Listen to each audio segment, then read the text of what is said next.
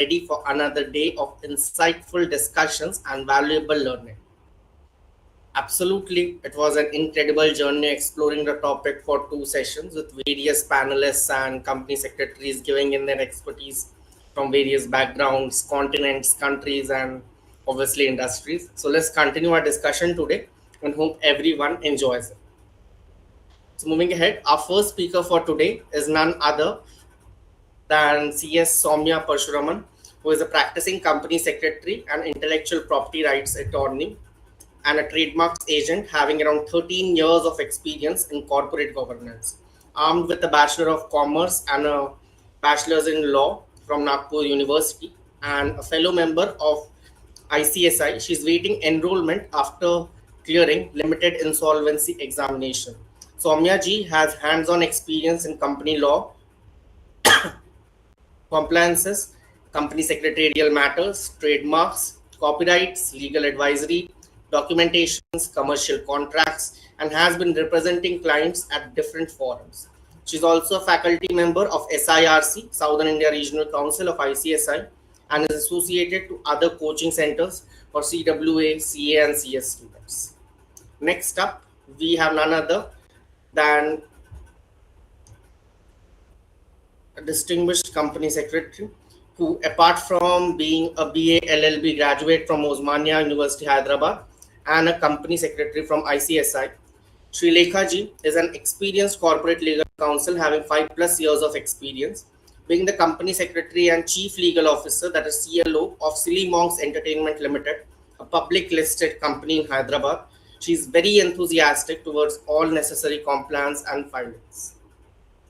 Next, we have none other than Mr. C.S. Shashank Dubey, who, apart from being a senior compliance officer at Sun Pharma, a leading public listed company in the pharmaceutical industry in India, he also has 5+ years of experience in secretarial matters, corporate litigations, and indirect taxation. He has also worked with Thermax Limited, a public listed company into machine parts manufacturing segment.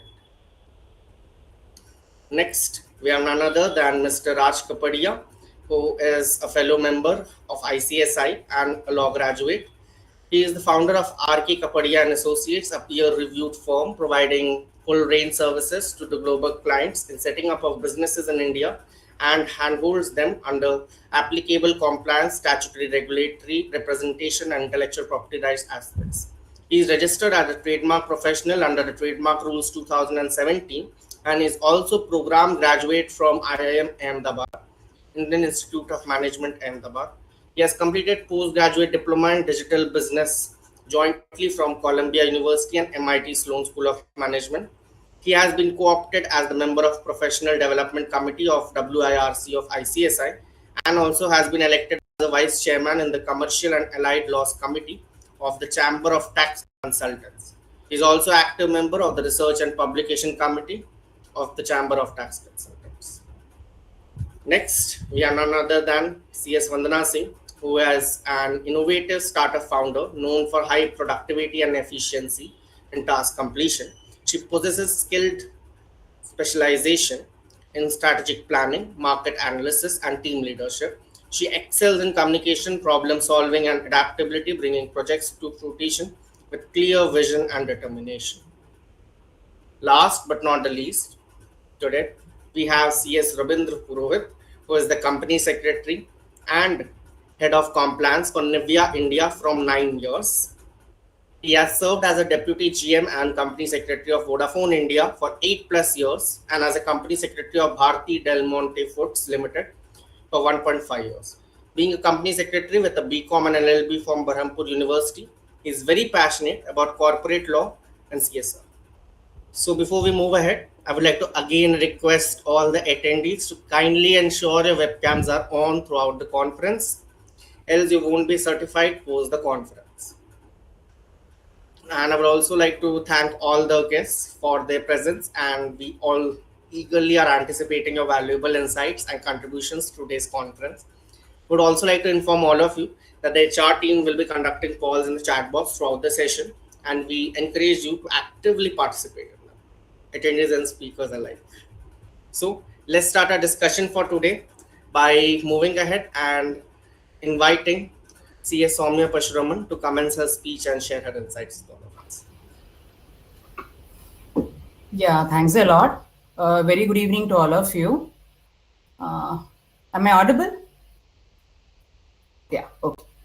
So, this subject is actually very vast, and the time that we have is very less. So, what I will do is I will try to touch upon things which are relevant, be it the provisions that we have, legal provisions, and also in general how we have to look at CSR per se, that is, as be it on the compliance side, that is, as a professional, and also as a business entity. So, because we are changing from the traditional way of saying that businessman is duty bound, or he has to be what do you call, he has to do this, or he will be behind bars.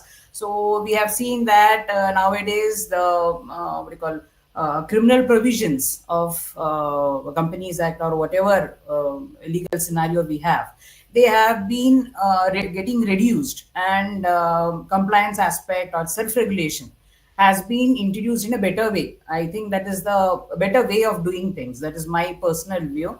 So what I'll do is, first I will run through my PPT and then come on the discussion part of it. So is it visible?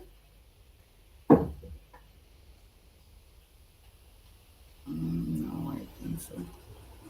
Is it visible? No, not as of now, Soumya ji.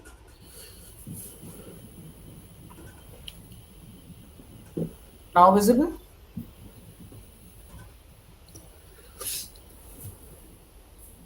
Yeah, now it is visible. Soumya ji. It is visible. Clearly visible. Yeah. So to start with, let us understand what is corporate social responsibility. So it is a self-regulation for the benefit of society, a way of corporate working or life. That's how I would see, rather than seeing it as a mandatory compliance to be that is stick you have to stick to. Rather, it is a way of life, how you look at things, how you resolve things, and all of it. Running a business in a proper sense. Then why is it required? It is required because you have to give back to the society from where you are getting your benefits, you are generating your revenue, and the business entity is thriving. Then comes the significance. It helps in promoting philanthropy, healthy environment, and it adds to the economic value of the business entity. But there should be your existence, the basic understanding why a business entity is there in the society, is that it should add to the society. It's some benefit or some profit, or not exactly profit, some positive aspect has to be there because of its presence. If that is not there, then there's no purpose in any entity being in the society or in the market, be it in the business sense or in the form of employer or whichever way. Now, coming to the Indian Companies Act, we'll see, I'll just run through what are the provisions under the Indian Companies Act. I will try to finish it off as soon as possible. So this has been covered under Section 135. And in general, its applicability is like the net worth is 500 crores or more, turnover is 1,000 crores or more, or net profit is 5 crore or more during immediately preceding financial year. If these things exist, or any one of them exists, then you have to constitute a corporate social responsibility committee, CSR committee. That is consisting of 3 or more directors, out of which at least one director shall be an independent director, where that is applicable, the appointment of independent director is applicable. Otherwise, any 2 directors, if it is a, say for instance, if it is a private limited company, 2 directors will do. And in case of foreign company, 2 persons are required. One person essentially has to be the resident representative under Section 380, and nominee of the foreign company. Then amount to be spent, what is to be spent? Every year, at least 2% of the average net profits of the company made during 3 immediately preceding financial years has to be calculated. And if the company has not been in existence for 3 years, then if it is less than that, then that particular period has to be calculated over here. And it has to be spent in local areas where the company is operating or it is operational. That has to be given the preference. And administrative overheads should not exceed 5% of the total CSR expenditure for the financial year. And surplus arising out of CSR activities are not profits which are distributable by way of dividends. So that is not permitted. So it is to be plowed back into the project or transferred to the unspent CSR account to be spent as per CSR policy, annual action plan, or transfer it to the fund under Schedule 7 within 6 months of the end of the financial year. In case of spending in excess amount can be set off against succeeding 3 financial years, provided excess amount does not include any surplus, and board of the company has to pass a resolution to that effect. And CSR amount can be spent for creation or acquisition of capital asset to be held by. Now you can spend it, but then what is the purpose? And who has to hold who is entitled to hold the capital asset? Now, it can be held by any Section 8 company, registered public trust, registered society with charitable objects, and CSR registration number. Now, what is CSR registration number? We will be dealing with it at a later stage. Or beneficiaries of the CSR project in the form of self-help groups or collectives, entities, or a public authority. Then where average CSR obligation for immediately preceding 3 financial years is 10 crores or more, CSR impact assessment required. It is required through an independent agency of CSR projects, where that is outlay is of 1 crore or more, and it has completed not less than 1 year. So at least 1 year old, it should be 1 year old before the undertaking of the impact study. And impact assessment reports are to be placed before the board and annexed to the annual report on CSR. In case impact assessment is undertaken, the expenditure towards CSR for the financial year cannot exceed 5% of the total CSR expenditure for the financial year, or 50 lakhs, whichever is less. Then here the definition of company includes holding, subsidiary and a foreign company having its branch office or project office in India as specified, and company not meeting the aforesaid thresholds for 3 consecutive financial years are not required to have a CSR committee, and Section 135 will not apply till such time it meets the threshold as we have already seen. Then what are the CSR activities to be carried out and who can carry it out?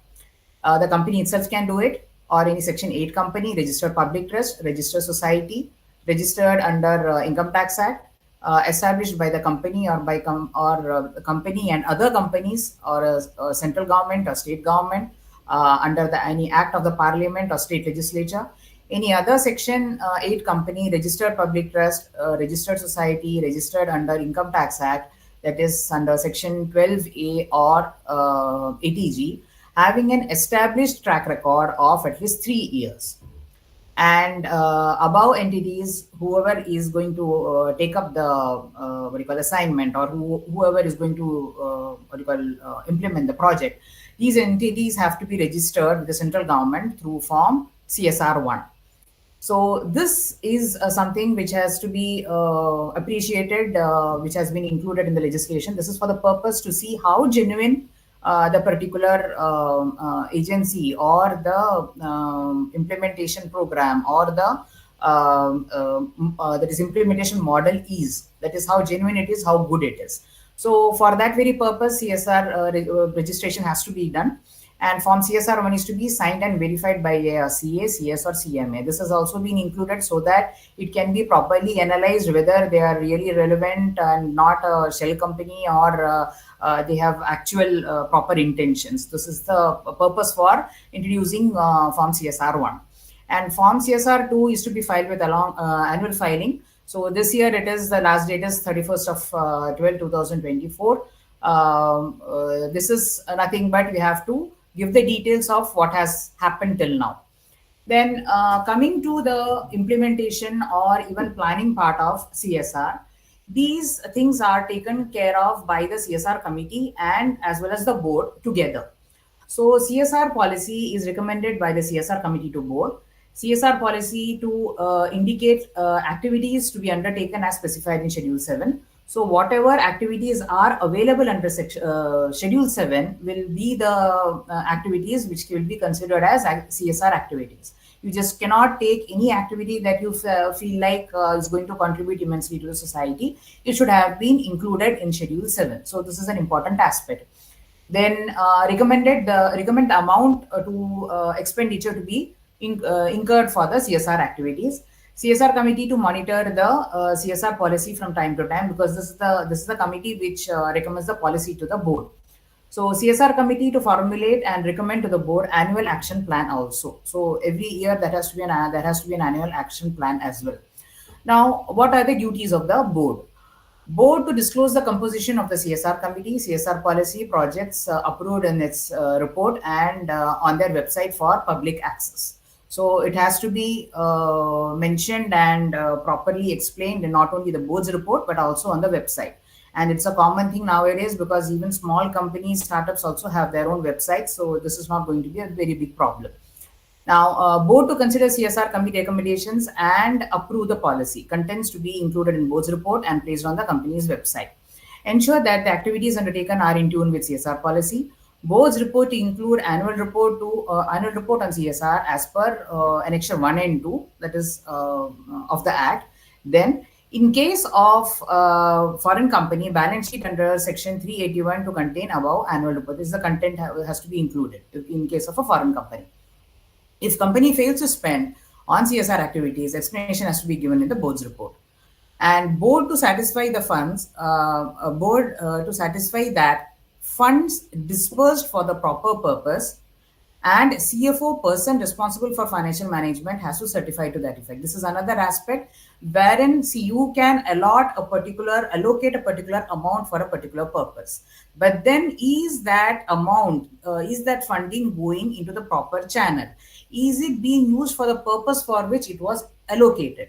So how do you get to know? So this is a kind of a mini audit wherein the CFO, or the person who is taking charge of the financial management of the company, he has to certify to that effect. Yes, this is a way of monitoring or controlling and seeing whether things are being that is implemented in a proper way. Board can alter the annual action plan on the recommendation of the CSR committee based on reasonable justification. Fair enough. And ensure administrative overheads does not exceed 5% of the total CSR expenditure for the financial year. And now this is regarding the unspent amount.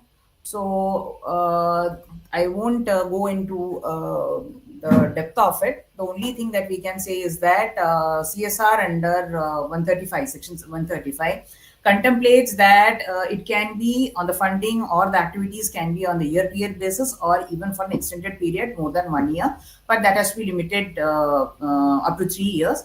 Then if it is not spent, a particular separate account has to be opened, and if there is an unspent amount, that amount has to be transferred to this particular specific amount.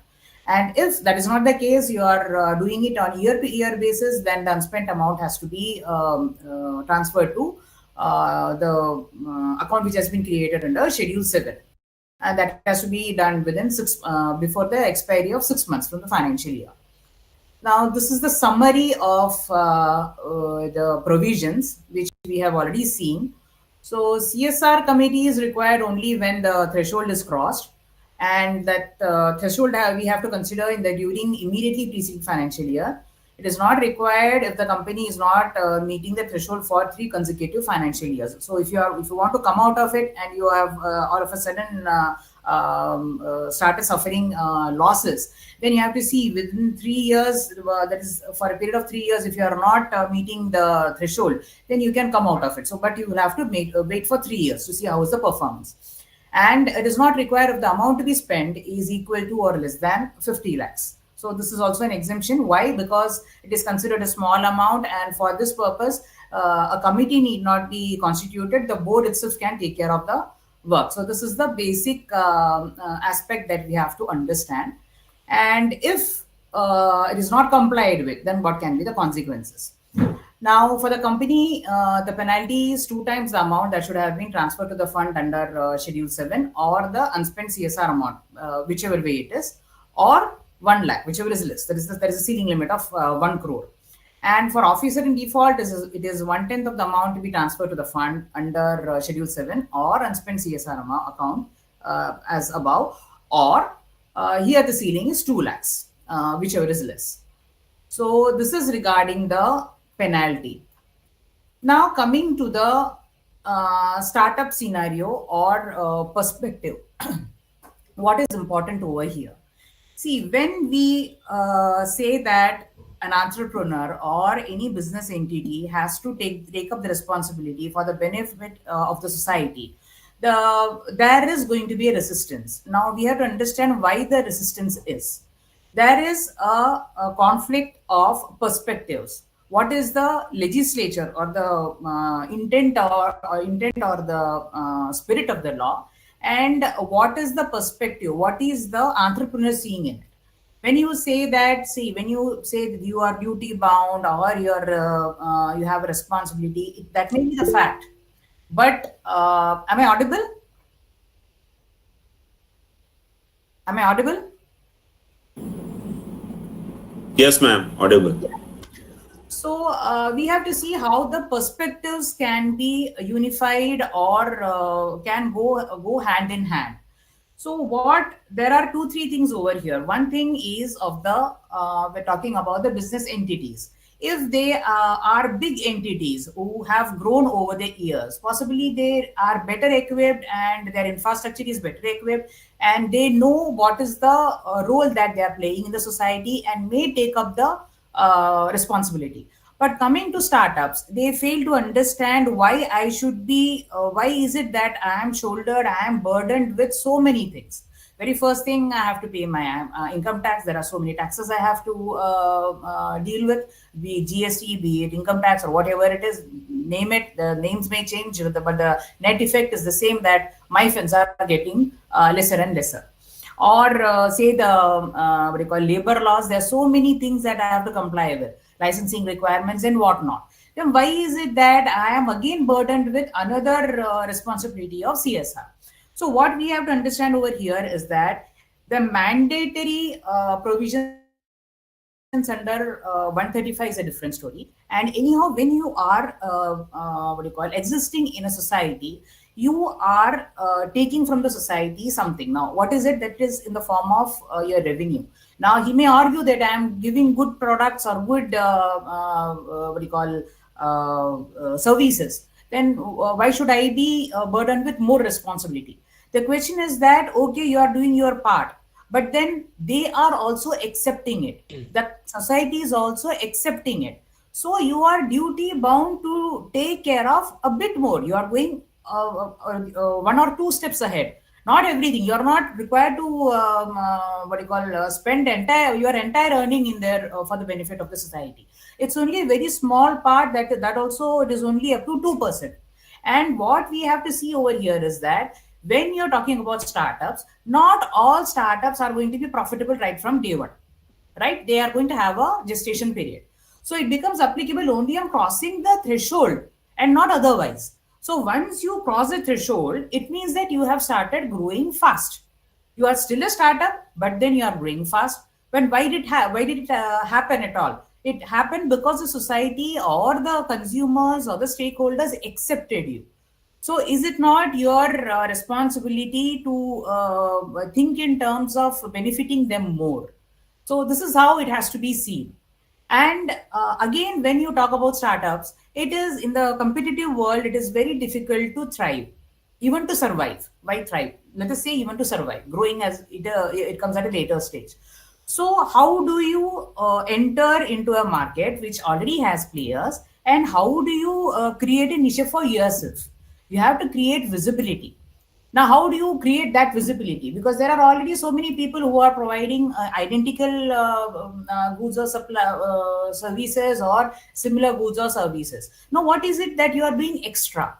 Now, by contributing towards the benefit of the society, you are creating visibility for yourself.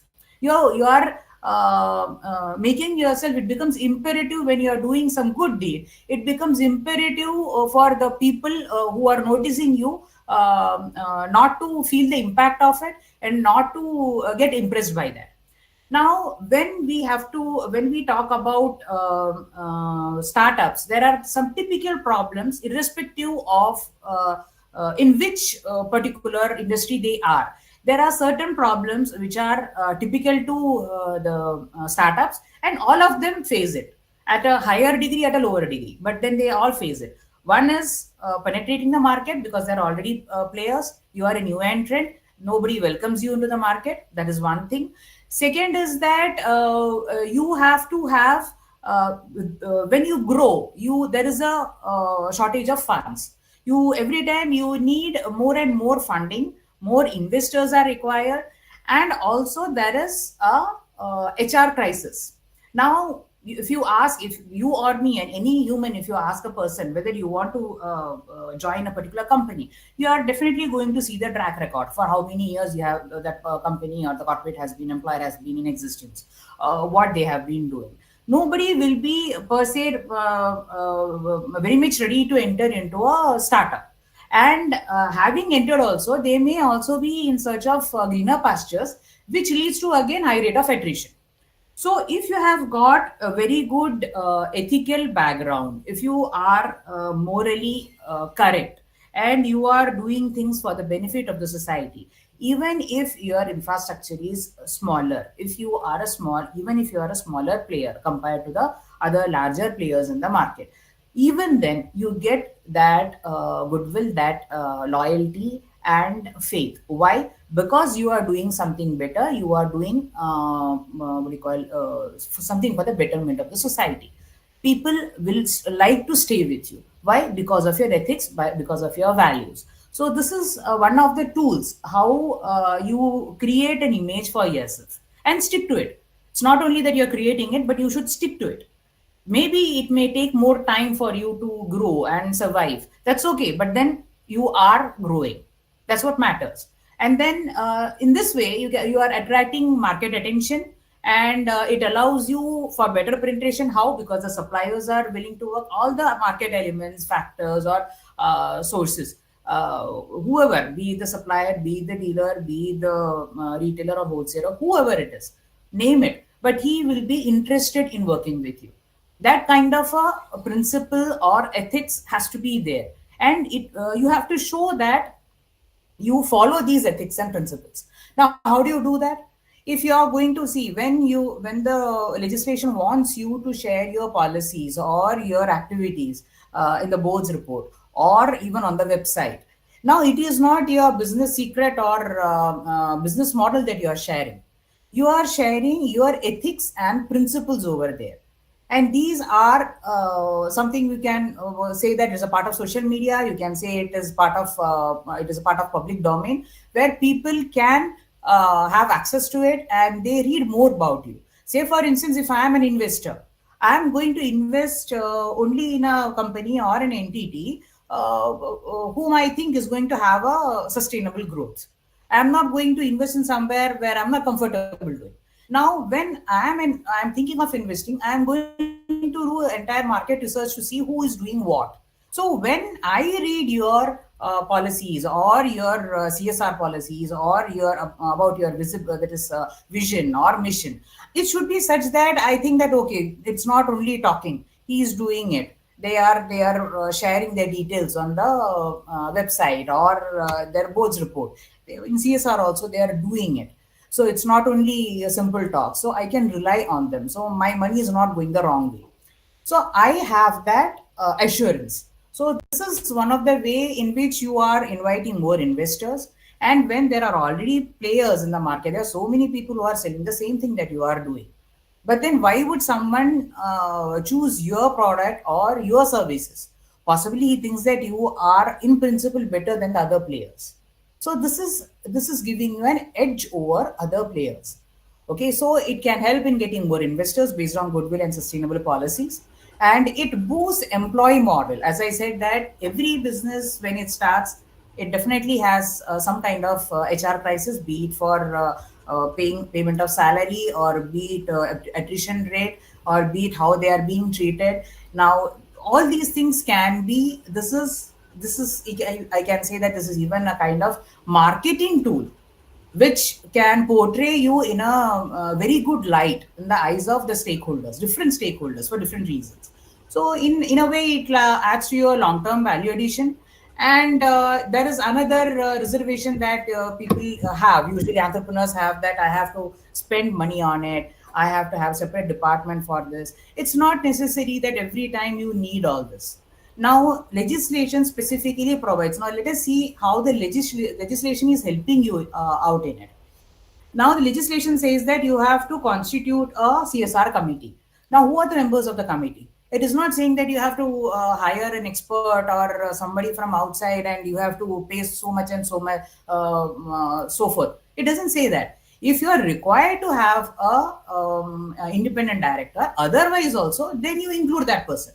If that is not a prerequisite for you, whoever is the director, you can be the member of the CSR committee. And again, once if you have any such experts or professionals who are aware how to channel your funds into proper CSR activities, that is well and good.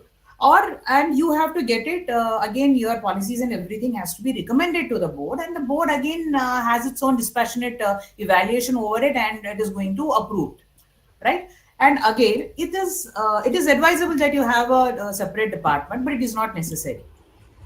The legislation. Excuse me, Soumya ji. Yeah. I would like to suggest you to kindly wrap up the speech in 2 minutes. We have time. Oh, yes, definitely. I know that. So this is how I think that the perspective of, instead of saying that you are duty bound, you will be punished, instead of saying that, anyhow, any business entity keeps on spending money on marketing tools, right? So they can also see it in that way. How you view it matters and goes a long way. So it can be done in a budget, that is, the budget can be kept minimum, and the legislation is also very open to this. They say that they are given sufficient freedom to you to implement your policies in whichever way you want, and only a legal framework, large framework is provided. You are given a long leash. It's not that you are curtailed anywhere. And then again, the activities are also very wide. The options are very wide under Schedule 7 if you come to that. It's not restricted. So we have to, and even the professionals have to make the clients understand in this way. See, it's a simple example. It is like parenting. If the kid is not well, you want the kid to take medicine. The kid is refusing it because he doesn't like the taste, right? This is a common thing. So what we do, we try plan A, we try plan B. So this is what is to be done. If they are not able to understand the legal requirement, explain it in this way so that they can understand that it is not going against their own interest. So I'll wrap it up with this. So I think that I have taken a lot of time. Anyway. No issues at all. Yeah. It was a wonderful speech, Soumya ji. Thank you for your presence. I would like to now invite the audience to put forth their questions, if any. You may raise your hands one by one and ask your questions. Any questions from the audience? Shushmita, Shravani, Adesh, Umesh, Sandeep. Okay, I guess there are no questions. I would like to request you, Soumya ji, to kindly share your email ID in the chat box so that if any of our audience has any questions, they can straight away reach out to you. Thanks a lot for the opportunity also. Sure. Yeah. It's a pleasure. Next, moving ahead, I would like to invite CS Raj Kapadia from WIRC of ICSI to come and speak and share his insights with all of us.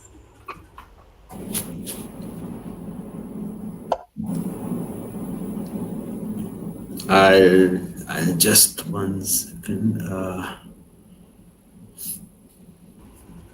Sure. Is the fourth option from the right? I have prepared this note. Just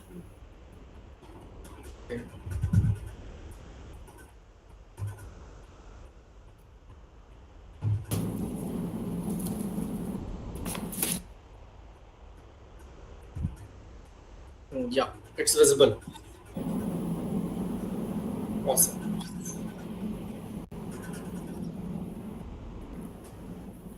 it's clear. I mean, Yeah, it is clearly visible. I think I'm not able to change, so I have to move.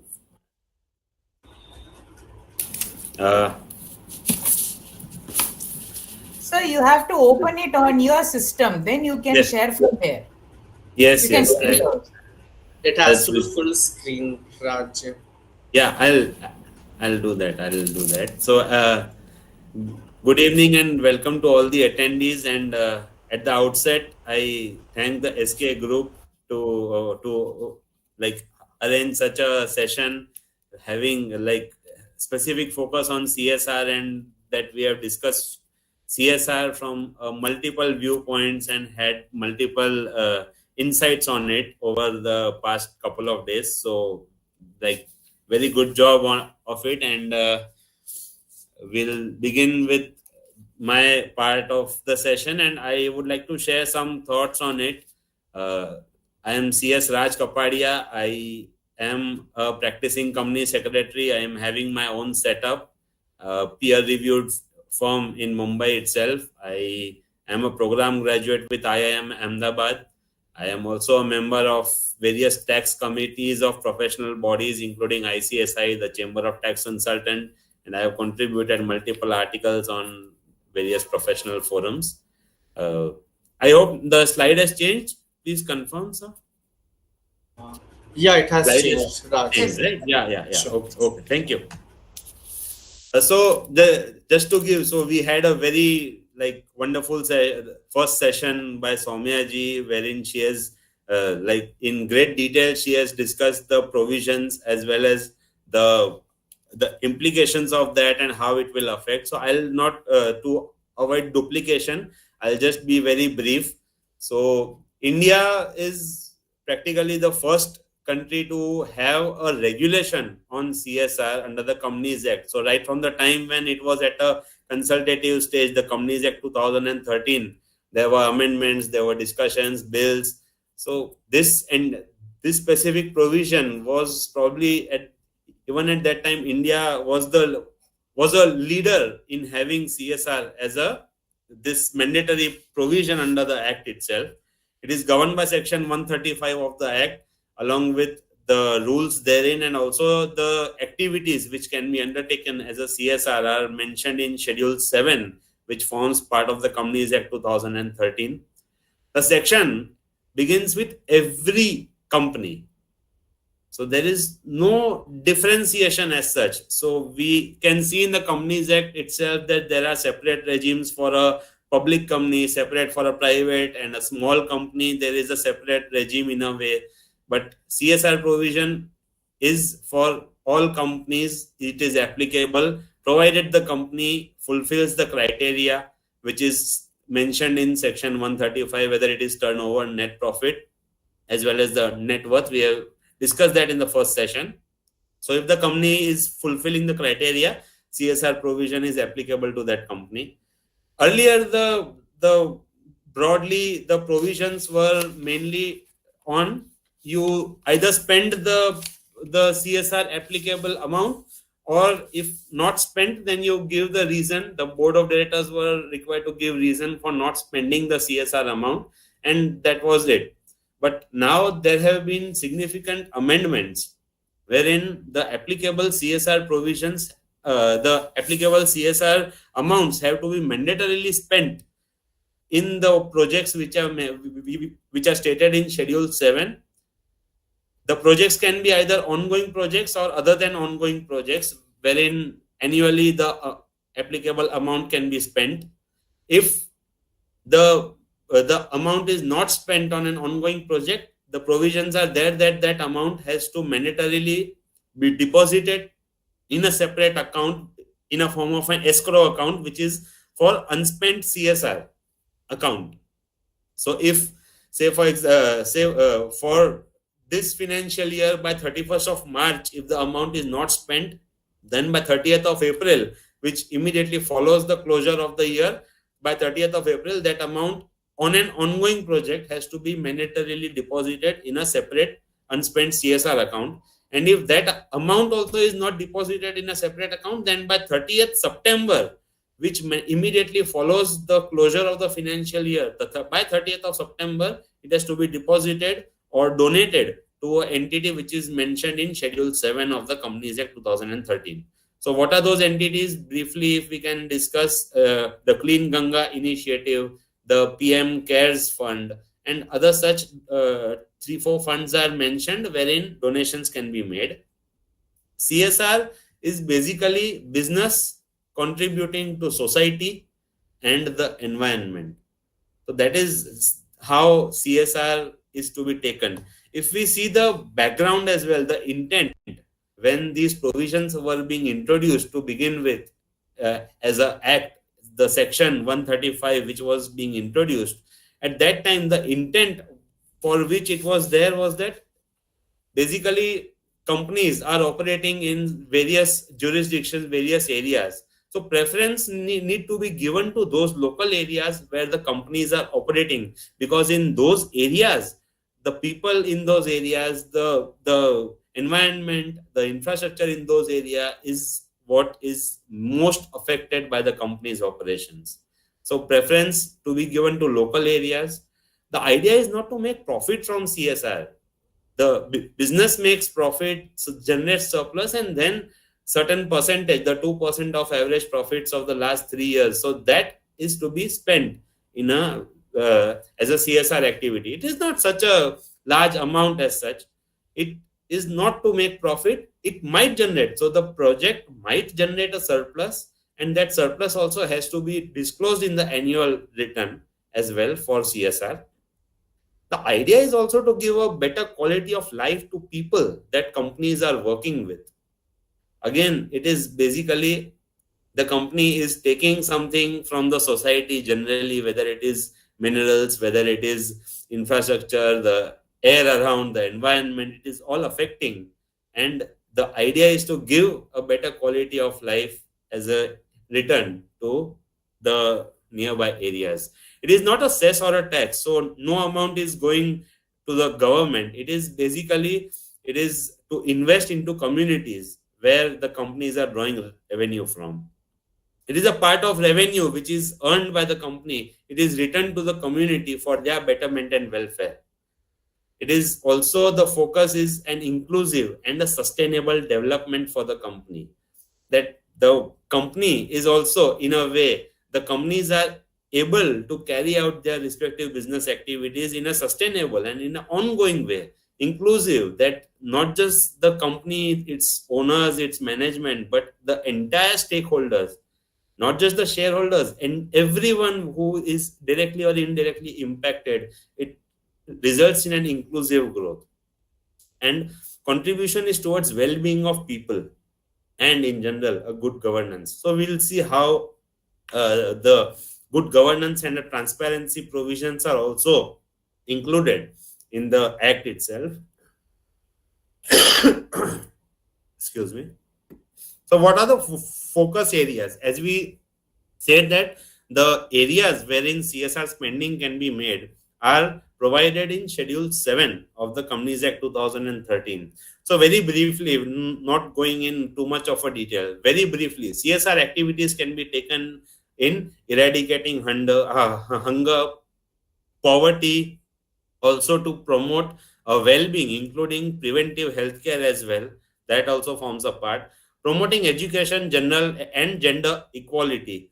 Now, education also includes skill enhancement and employability in general, enhancing employability among the people. That is also a part of education. So, as we read through the various items, care has to be taken that these items have to be interpreted liberally. So, not a strict interpretation, but a liberal interpretation. That if anything which is not specifically provided, but it can form a part of that, then also that activity can be considered as one of the items of Schedule 7. That also is something which is in a way promoting CSR. Healthcare, sanitation, safe drinking water, as we talked about Clean Ganga project, which is specifically mentioned in this Schedule 7. So this also forms a part. Environmental sustainability, rural development, protecting national culture, heritage, benefiting armed forces and the steps taken for benefiting armed forces, promoting sports, including Olympics and Paralympics. We recently saw a Paralympic team which has done which produced fantastic results, getting so many medals for India. R&D in various fields, including the entities which are also specified in Schedule 7. If any such contributions are made on for such entities, then they will also be be included as CSR activities, including contribution to entities engaged in promoting SDGs, the Sustainable Development Goals. The world has also undertaken pledges, respective pledges, for making the world a sustainable and a better place to live in. So the UN has 17 SDGs, the Sustainable Development Goals, which the world also the governments across the world have taken respective pledges to ensure that those sustainable development goals are met. So even for under CSR, if the contributions are made for such entities who are engaged in such projects, then they will also be recognized as CSR activities. Any disaster management relief or rehabilitation, so PM Cares Fund, which was launched at the time of COVID, when India was dealing with a major pandemic of COVID. So also like such measures also are included in CSR. So as we can see, it covers a very wide range of activities which actually can be taken up by the respective companies. So briefly, the governance aspects, the disclosures, which in a way lead towards a better transparency. So companies, wherever is applicable, wherever the companies fall under the criteria which is mentioned, whether it is turnover, net worth, or the net profit criteria, they are needed to form a committee. They are needed to formulate the CSR policies which will be undertaken and upload the same on the website.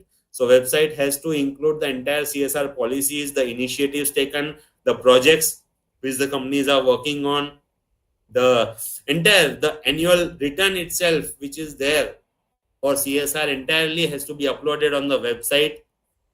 The impact that the activities have created also. Monitoring the impact, including impact assessment.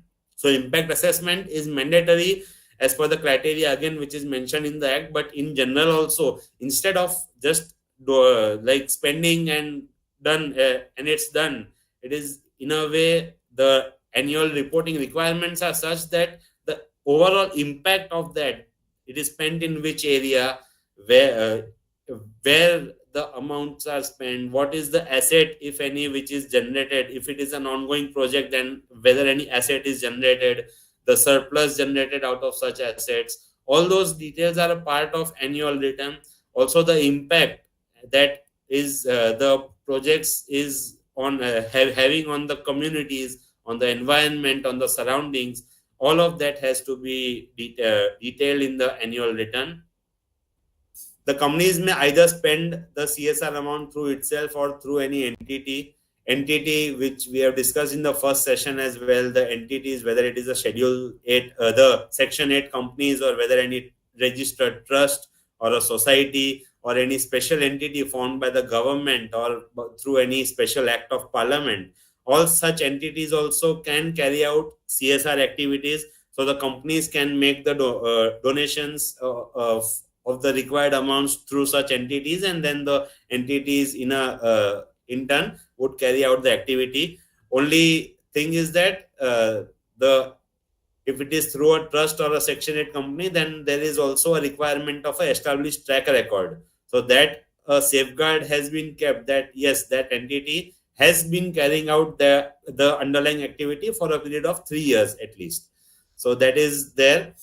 And also that entity which is the implementing entity, the implementing agency has to be mandatorily registered with the NCA as a CSR entity, and a CSR identification number has to be obtained mandatorily.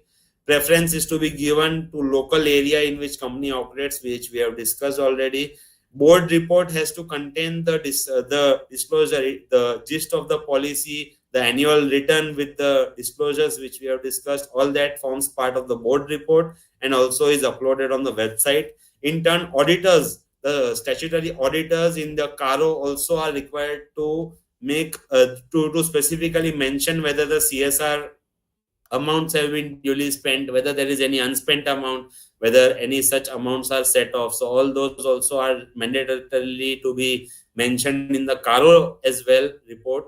And also company, along with filing of annual financial statements, wherever applicable, the companies have to also file a annual return in CSR 2 with the NCA, and which would contain all these disclosures. So this is a part of governance and transparency which is there.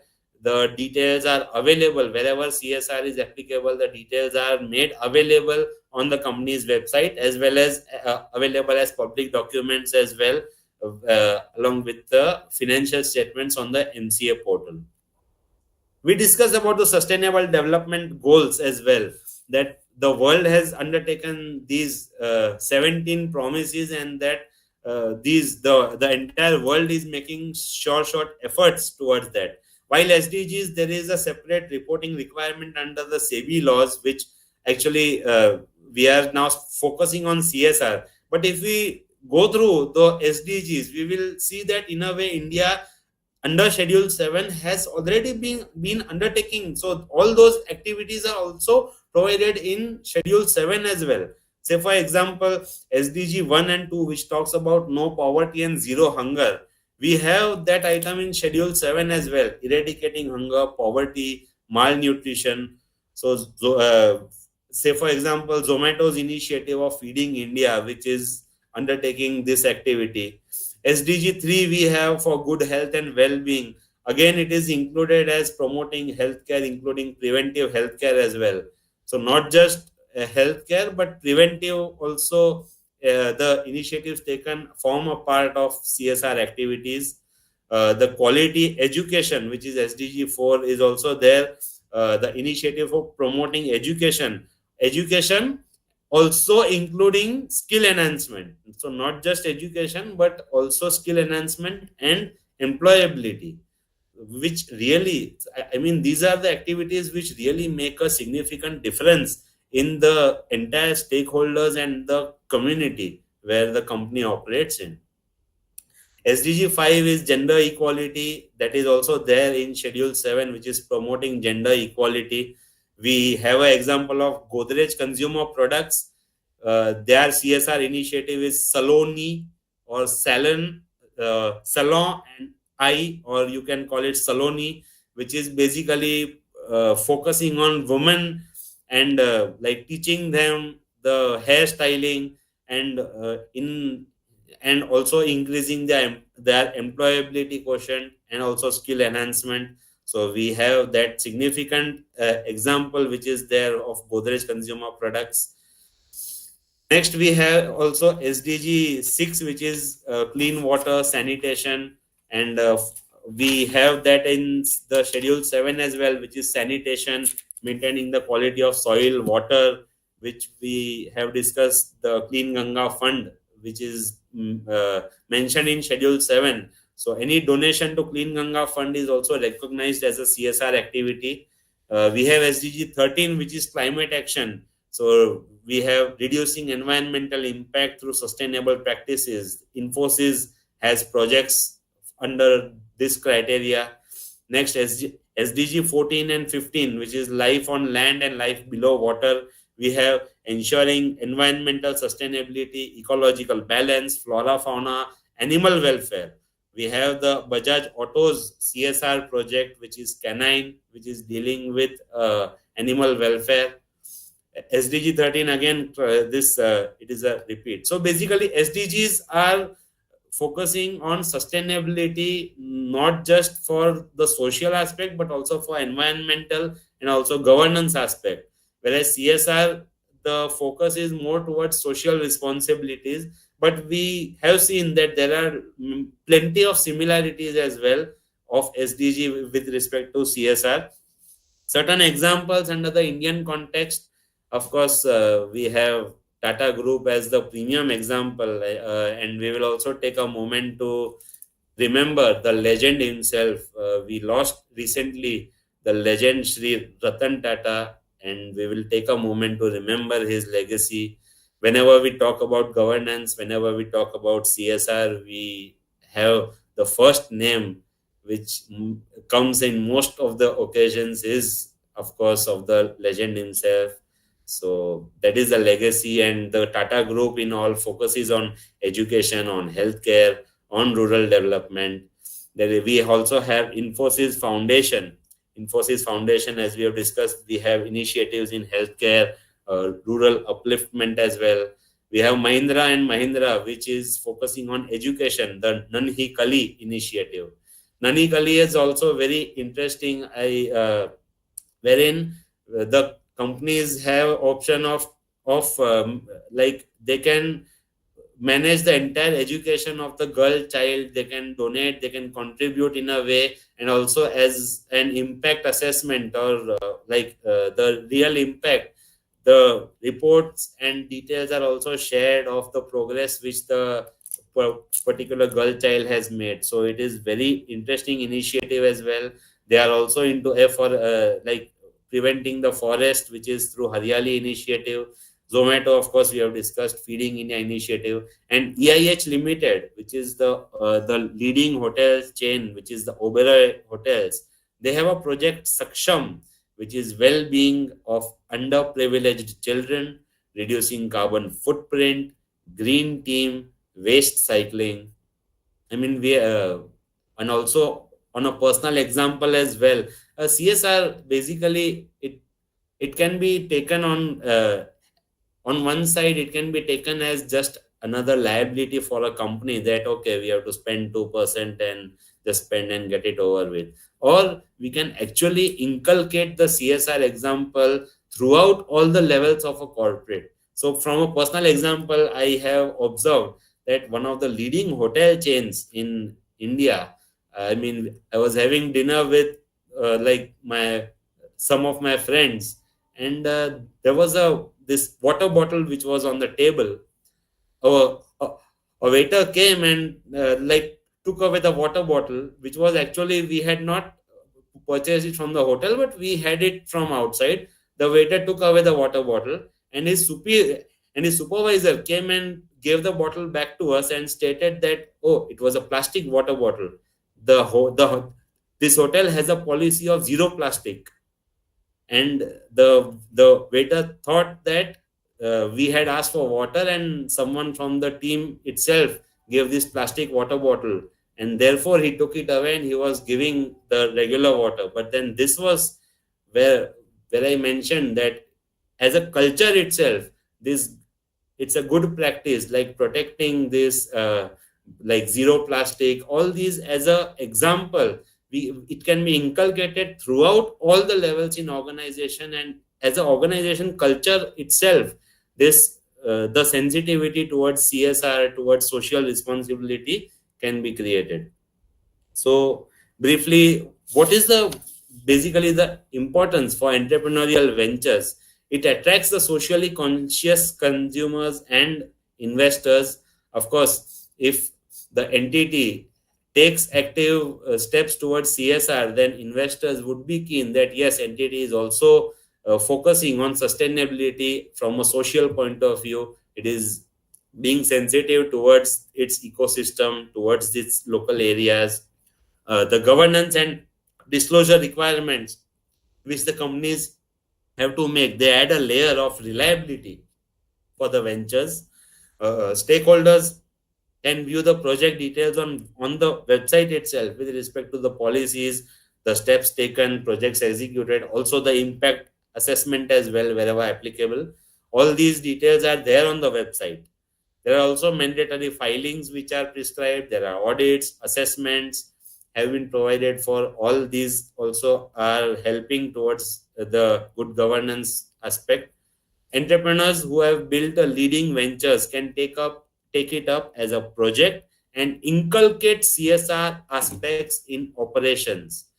This is about the example that we just had of this leading hotel chain, that across, as a culture itself, CSR project can be given across all levels. And it is basically the entrepreneur's passion and personal attention through which the entrepreneur would have built their organization, like big names, all that started from somewhere. and they are also the leading example as far as CSR is also concerned. So, and they can with their personal attention, with their passion, entrepreneurs can also take up CSR as projects and inculcate it in organizations. It differentiates the startups in a highly competitive market. It also builds trust with stakeholders and communities, and there is a added layer of due diligence. Excuse me, Rajji. Yes, I sir. would like to request you to conclude it in 30 seconds as Yes, I will. Yeah, sure. So it builds trust, and it also adds a layer of due diligence for CSR and sustainable practice. So at the time of investment, wherever startups are there, investments also, it adds a further layer of due diligence check that what initiatives for CSR have been taken. To conclude, and in a way to call for action, is that it is a key long-term investment. It is an investment for startup and not an expense.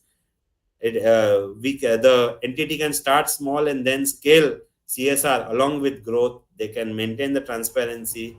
They can align CSR with companies' values for the impact.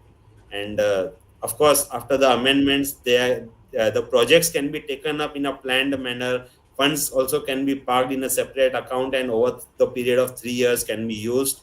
And promoters need to really expand the horizon to include CSR, as it would lead ultimately to a sustainable practice. So with this, I conclude my part of the presentation, and I thank the organizers for giving me the opportunity, and I hand it over to the organizers. Thank you very much, sir. Sure. Thank you a lot, CS Raj Kapadia ji, for your speech and your valuable insights. I would like to request you to share your email ID in the chat box.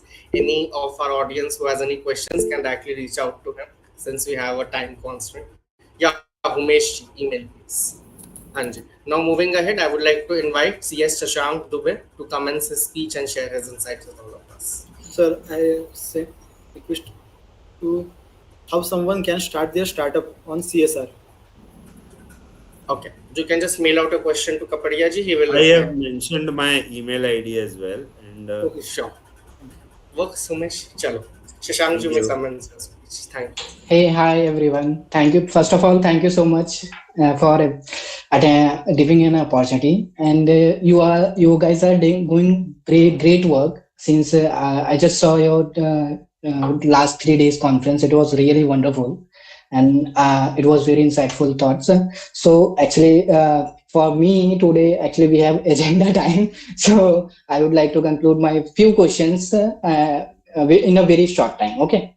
So before without wasting any time, I would like ask some few technical questions on CSR topics. There are topics. First of all, the objective of CSR is to do betterment of the society and for development of the society. These are the basic and the main objective of the CSR. Over the span of time, like last 10 years, the vision of CSR was different. For today's scenario, the vision is different, and might be next 10 years, the vision would be different, depending upon the needs of the society. Like in today's time, we can say the healthcare and educationals and other activities like IT sectors and everything. So this is the need of the society, and that we can say the vision of CSR could be this one. And last 10 years was the different, and maybe in upcoming 10 years or going forwards would be different. So it depends. So first of all, in every organization, in every situation, whenever a committee or board prepare an annual action plan, it should evaluate what are the needs and where the money should be spent. It is not necessarily you have 5 projects and every year you are spending in a recurring nature on those projects only. You should evaluate first of all, and then think whether your money is worth to the society or not. You can't just say you have to fulfill your responsibility, you just spend and you just go ahead with. That should not be the scenario actually. And this is the basic thing actually. And another thing is like there are charitable institutions, which is like we can say this is a Section 8 company, and another is CSR activities. So my question is, there is a questions actually in markets like whether CSR provisions are applicable to Section 8 company or not, right? Because purpose of CSR, purpose of coming CSR is to give benefits to the society, and the same purpose of Section 8 company, we all know. The purpose of Section 8 company is to give the benefits towards the society. So purpose of both these things are same. So let's come to the historical background of the laws. Since when CSR came into effect, it was mandated in 2013, and before that it was voluntary basis basically. But in 2015, there was a committee report, high level committee report, which talked. There was a question pointed out whether whether CSR is applicable to Section 8 company or not. That was the question pointed out in committee report in 2015. And the committee said that the decision of the committee was that since the objective of CSR is as similar to as charitable institution, then we can say that the Section 8 CSR applicability will not trigger to Section 8 company. That was the decision taken by the committee in 2015 report. And it was also mentioned that since Section 8 company has surplus, but that surplus is not given to any members, but it can be reinvested into same company. So profit is not going to any members or outsider. It is again and again, whenever you have any surplus or profit, you have to reinvest in the similar kinds of project only. Means you can't withdraw that profit. That was the intention. But further, it was 2015 scenario. 2016, there was a FAQs issued by MCA, and in FAQs question number 3, it was mentioned that CSR will applicable to Section 8 company. Now I don't understand the logic. In 2015 reports, your committee said that it will not applicable to Section 8, but 2016 you are telling your through an FAQs that it will applicable to a Section 8 company, because the provision said every company includes Section 8 company as well. That was the rationale given by FAQs, given by MCA through FAQs. That is 2016 scenario. And again back to 2018 report. 2018 report, it was mentioned that that same things. They referred 2016 ka MCA ka circular, and they said since it will considered as, even though it is a Section 8 company, it will considered as a company, and without giving any logical reasoning, they said it will trigger to Section 8 company as well. Again in 2021 MCA 21 years MCQ was issued by MCA, and in FAQs it was said that it will trigger Section 8 company as well. Means in short, MCA and Department Regulatory Authority are saying, they want to say that even if your company is a Section 8 company, still CSR provision is will applicable to you. But let's understand the logic why they are saying this, because it is not mandatory at all, and in nowhere it is mentioned in the whole Companies Act that CSR will applicable to whether in whole Companies Act no provision said that any FAQs or any committee report is binding to the company and it is mandatory to follow by the company. It is not mandatory at all, since they are just suggesting, but it is not mandatory. Now technical thing is this, if we see logic, right? Surplus, since they are saying profit it will trigger through net profit, turnovers, or there is net worth, and you have to contribute 2% of your net profit. They use the wording is net profit. So net profit, but in Section 8 company there is no P&L account. As per Schedule 3, they don't prepare. There is a surplus and expenditures account they prepare actually. So in surplus, there is a surplus word. Right? Technically, if we go, so we can't say because they use the word net profit, and it can't be same as a surplus, because net profit can be distributed to its member, but surplus you can't distribute to its member. So the logic is very clear. You can't use that profit towards the distribution to the members. But in Section 8 company, if you have any surplus, you have to reinvest those amount into your similar kinds of project. The logic is very clear, and if we see, since the problem, since both have similar kinds of objectives, to fulfill the society betterments and developments, etc. So we can say it should not be applicable to Section 8 company, but I don't know why MCA and committee report are saying it should be applicable. They are saying it through committee report, through MCA, but they are not coming in with any amendments. Why? Because they are not. I don't think they are whether just telling it's a recommendatory or it is a mandatory. If it is a mandatory, then there should be a particular provision, right? So this is the first things. And second thing I would like to focus, like every company in there are things actually every company they include that foreign company will also consider as a every company. That is not the logic. Every company, first of all, every company means, let us understand the definition of the company. Company means a company which is incorporated under any previous law or this law, 2013 law. Then we can say it is a company. But if we understand the definition of the foreign company, it is not a company incorporated in India in this law, first of all. So in the definition of every company, foreign company will never fall. Foreign company will never fall. Then if we are saying since provision is saying every company and we are including foreign company as every company, then it is completely wrong.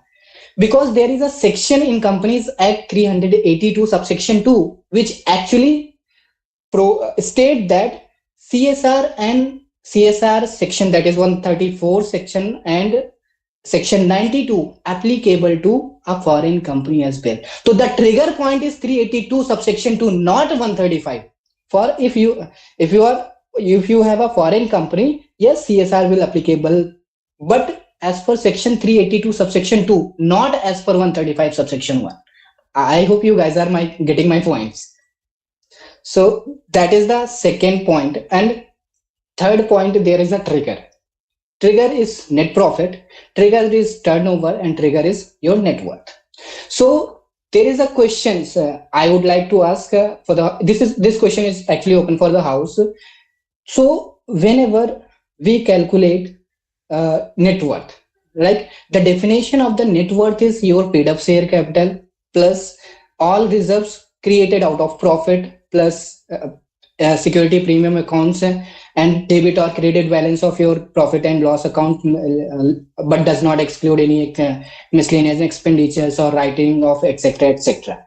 So my question is, suppose if you have a general reserve, okay, so can we say always that general reserve will be considered for the calculation of turnover, for the calculation of net worth always?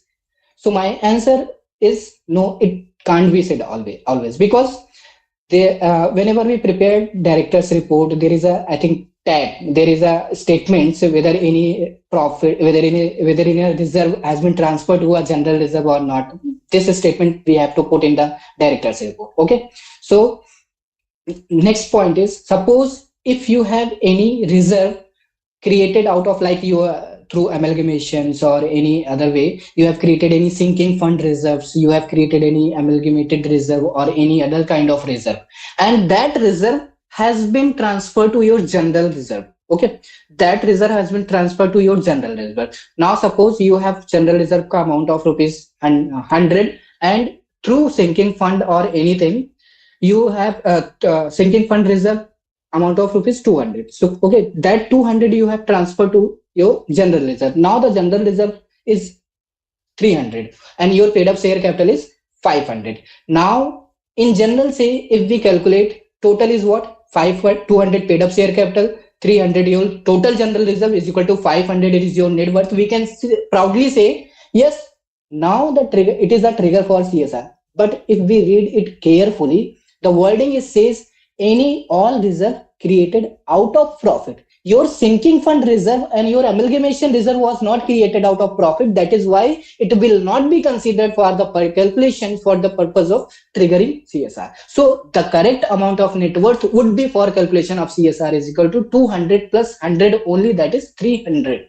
So not 500. We can't say any sinking fund or any other reserve which has been transferred to general reserve. It will always be considered. Only those reserves which are created out of profit, that reserve will be created for the calculation of CSR. Means that would be the trigger point whenever you. So these are 2-3 points.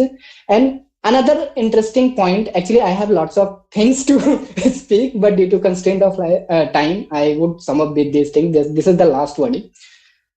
Another point is, suppose there is, I would talk about the obligations, your obligation, how to meet out the one legal obligation to create another legal obligations. Okay, so let's take an example. Suppose in suppose you have your profit and loss balance. Okay, in a P&L accounts, you have credit sales of rupees 2000. Okay, you have a credit sale of rupees 2000 and you have expense around 1400 something. Okay, you have spent 1500 something. This is your expenditures. So total income was 2000, expenditure was 1500. There is a 500 ka balance, that is your net profit. Okay, that is final. 2000 minus 1500 expenditure is equal to 500 crores your net profit. So if we say ki there is a 500 crore ka net profit, then it is your obligations to spend CSR 2% of those two, because your profit exceed 2%, 5 crore, then you have to spend. So now we calculate the CSR obligation. CSR obligation would be I think 10 crore something. Okay, so now what I said before, that sale was totally credit sale. Okay, and you have spent 1500. Now let's understand, you have profit. I understand you have profit of 500, but that profit is not in cash actually, and you don't have any cash, means there is a liquidity issue. If there is any liquidity issue, how will you pay that amount of CSR expenditure into cash? Because you don't have cash, your business does not have any cash, right? So how will you pay? So another point, suppose there is two options. Either you will borrow the money.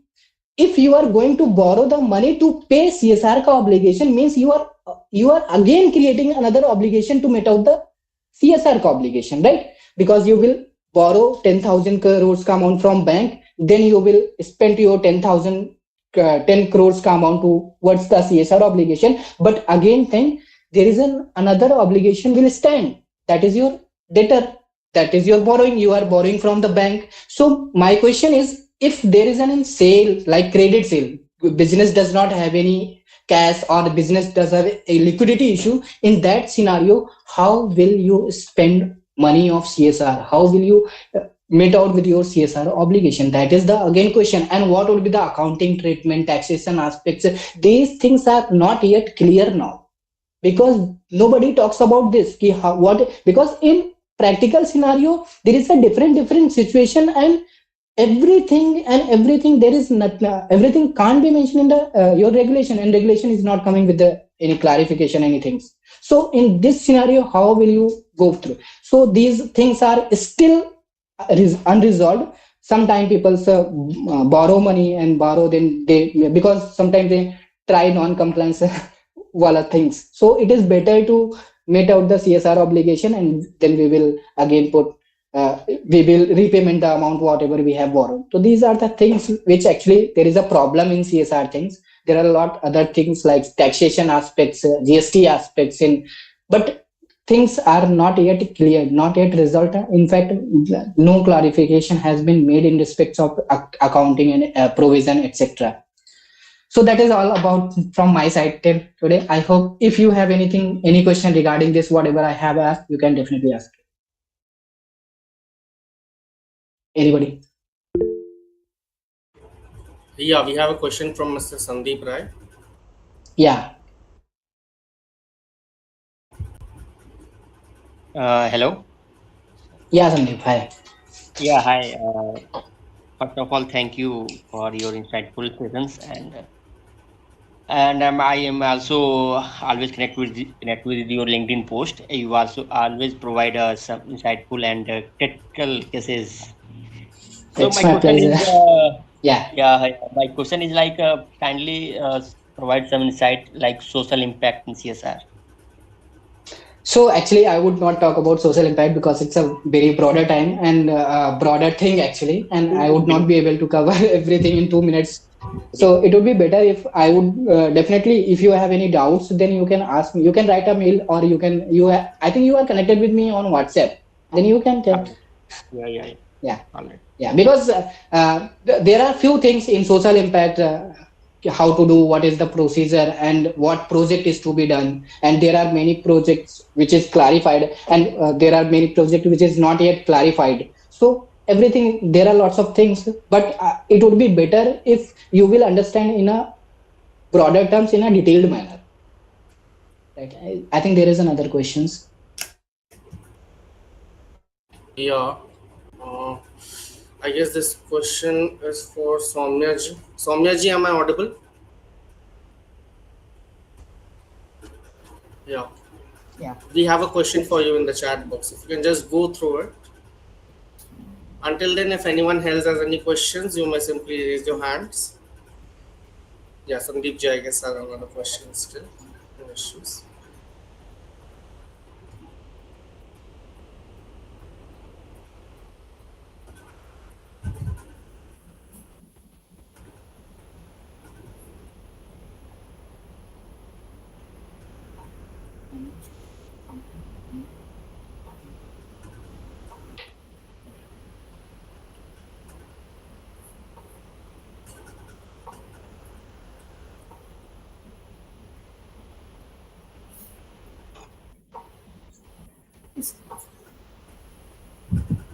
See, the answer for your question is that if you're not able to spend, you have to explain yourself why it could not be done. That is the main aspect of it. There has to be transparency. See, because when we take any particular case, we have to take into consideration all the facts of the case. What happened, what went wrong, why it remained unspent. An explanation has to be there, why it was unspent. What was the requirement, how you calculated, how you derived. That is why we say that disclosure is required. If the disclosure is good enough, giving proper explanation, then you need not think about in terms of penalty. But if it is intentional, the intention is important over here. If you have been that is evasive, you have been avoiding to spend for some, as I told you in the beginning itself, there is a mental block when it comes to giving away hard-earned funds to the society. Now, the reason can be different. Now, an entrepreneur may say that I am already contributing in the form of income tax, I am already contributing in the form of this and that. Why are you asking for more? So, what is the intention? Are you being evasive, or is it a genuine cause? Say, for instance, the project you are working about, and say for some rural development, there was heavy rains, it got spoiled, because of which you could not spend on it. Then you have to give an explanation for that, why it could not be done, and then you have to transfer the unspent amount to the account under schedule 7. Or if it is a long term ongoing project, then you have to think in terms of the amount specifically earmarked for the project. Intentions are more important over here. I hope I am clear. Response, Soumya ji, it was great. And do we have any other questions from the audience? You may simply raise your hands. Hansika, no questions? The way you're looking at us, it makes me feel that you have something in your mind, but you're not able to speak, maybe. Okay. Oh, fine then. I would like to request you, Shashank ji, to just share your email ID in the chat box so that if anyone has queries, they can straight away reach out to you. And now moving ahead, I would like to thank all our panelists today, CS Raj Kapadia ji, CS Shashank Dubey ji, and CS Soumya Pashraman ji, for being here with us. And it was a wonderful session, obviously. I would like to request all of you to share your emails in the chat box if you're not already done that. And I would also like to thank all the audience today. Yeah, Shashank ji. Yeah, actually, I'm not able to identify where it is a chat box actually. Okay, no issue. Bottom right, man. Bottom right. You can just click on the 3-dot option. You will get the in-call messages menu there. Yeah, I got it. Yeah, I got it. Thank you so much. Excellent. No issues at all. It's fine. So I would also like to thank the audience today for joining us. I know 3 दिन लगातार 2.5 घंटे बैठना, it takes a lot of patience, pain and perseverance to do it. We all professionals have been there, and actually it even takes a lot of perseverance to pursue a CACS degree. That's the main reason that we have called these experts on CSR. And we also hope that all of you have gained some knowledge from this conference. Looking ahead, we're excited to announce that our next conference will be held in November from 15 to 17 on the topic of crowdfunding and its impact on startup financing. We hope to see you all there and engage in insightful discussions. Thank you all once again, and we look forward to reconnecting with you all in our upcoming conference in November. Do subscribe to our YouTube channel and do watch the recordings. They'll be uploaded there. We're actually streaming live, so it will be available there automatically. And do follow us on all our social media handles to stay connected with us. Goodbye and have a great day ahead. Thank you, everyone. Thank you and goodbye. Thank you very much. Thank you. Thank you. Thank you so much. Ji.